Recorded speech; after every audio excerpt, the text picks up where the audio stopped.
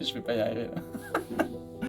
Donc je m'appelle Benjamin Grossman, je suis compositeur et c'est moi qui vais m'occuper de créer la musique du podcast La Voix des Justes. Et je vais faire à la fois la musique originale, donc le thème du podcast, et je vais aussi faire l'habillage de la musique et le montage de la musique sur tous les épisodes. J'ai ressenti des choses assez uniques en cherchant quelle musique pouvait illustrer ce podcast. J'en ai fait beaucoup auparavant, mais ça m'a jamais fait ça. Je trouve que le sujet est plus grand que moi, et je trouve que le sujet est même plus grand que nous, que ceux qu'on entend.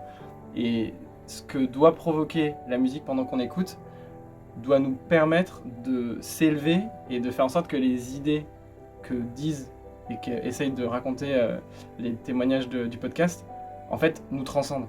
Mais donc, les pistes sur lesquelles je suis parti, j'ai essayé de chercher quelque chose qui aide à raconter, mais qui laisse la place aux gens de raconter leur propre récit. Donc c'est une musique qui permet de nous élever, de prendre du recul et de prendre de la hauteur sur le récit, et qui doit évidemment nous toucher, mais qui doit pas nous faire pleurer, parce que le but, c'est pas de faire la liste de Schindler 2. C'est une musique qui est magnifique, mais ça raconte une autre histoire.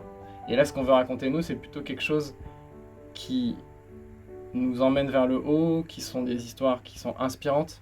Et donc la musique doit aider à ça, sans marcher par-dessus le récit. Ça va être une musique qui va être touchante, émouvante, mais pas larmoyante. Je pense que c'est très important d'avoir des instruments qui sont enregistrés pour ce type de projet, parce que ça rapporte quelque chose d'humain et ça rapporte une âme au projet qu'on peut pas avoir quand on fait tout avec un ordinateur, même si on peut faire des belles choses.